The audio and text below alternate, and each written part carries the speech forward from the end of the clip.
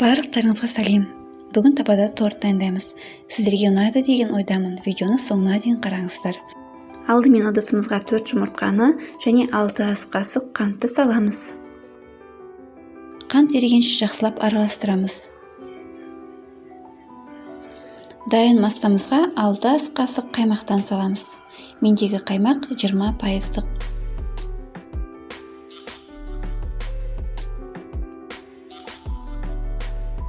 Енді құрғақ ингредиенттерді қосамыз. 1 грамм ванилин, 1 шай қасық қоқсытқыш және алдын ала еленген 8 ас қасық ұн.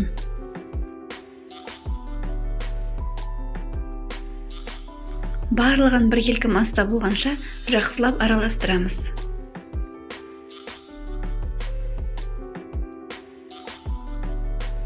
Қызып тұрған табамызға қамырымызды құйып біркелкетіп жаямыз. Мендегі табаның диаметрі 20 см.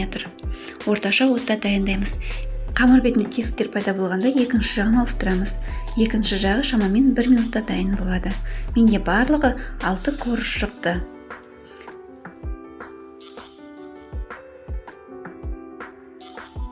Кремін дайындаймыз.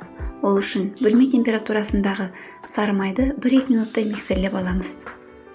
Осыған 350 грамм қаймақ және 150 грамм қант ұнтағын қосып, барлығын біріктіріп, жақсылап миксерлейміз. Крем дайын болды. Өте нәзік, әрі өте дәмді. Бұны кез келген торттарда, пирожныйлар жасағанда пайдалансаңыз болады. Енді әр коржға кремді 2-3 ас қасықтан салып шығамыз. Торт одан да дәмді әрі қызығырақ болу үшін ортасына кез келген жемістен салсаңыз болады. Банан немесе таңқурай, құлпынайды қоссаңыз болады.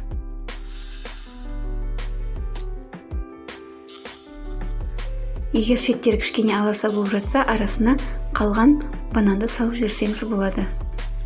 Кремі сіңу үшін тоңазытқышқа 1-2 сағатқа қоямыз.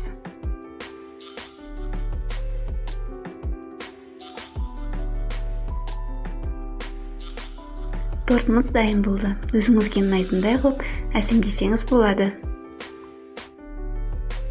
Бұл қаймақ қосылған панкейк торты болатын. Өте нәзік, әрі өте дәмді және кез келген креммен үйлесімді.